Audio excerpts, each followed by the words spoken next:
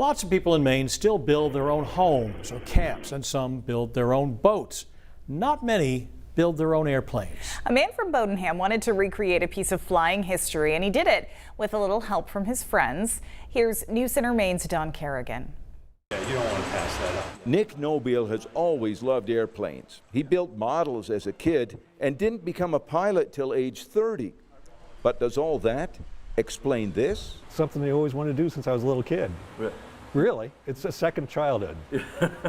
Or maybe I never got over the first one. I don't know. Nick has just finished building this brand new biplane, a modern version of the famous Sopwith Camel from World War I. And the Sopwith Camel, I think, shot down more enemy aircraft than any other design during World War I. This is Snoopy's plane too, right? That's right. That's right. And you know, it's kind of funny because I grew up with Peanuts. Yeah. I grew up with Snoopy on the doghouse. And like a model, the plane actually came from a kit. It came in one big box, but it required a great deal of fabrication.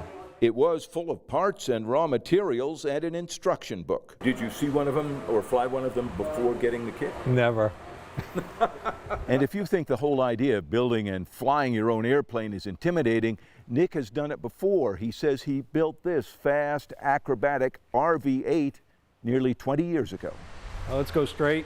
The plane couldn't fly today because of an engine issue, so Nick and Jeff Hunter wheeled it out into the sun for us to see. But last Sunday, it did run. After months of testing and waiting, the Sopwith Camel took to the air. Were you still kind of nervous? Is this all going to work?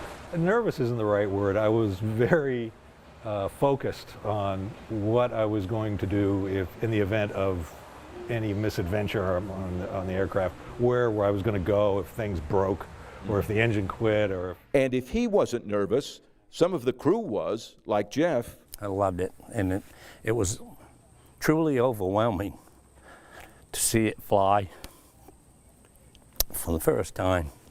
Emotional. I didn't expect that. But for Nick, the highly focused pilot, there was a moment. Took off, you're up there, yeah. You're sort of looking, checking your gauges, all of that stuff. Yeah. And things are okay. Yeah. How did that feel? Awesome. Like Snoopy on the doghouse. That's how it felt. Here's the World War Ace.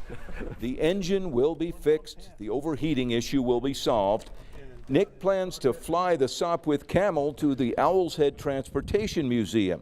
Some of the old plane experts there helped him with the project. But the museum also has a Red Baron triplane, arch rival of the Sopwith Camel all those years ago. There's a Fokker Drydecker there, a triplane. Yes. He and I have some business. After all the months and years of work, he is eager to get flying. In Wiscasset, Don Kerrigan, News Center, Maine.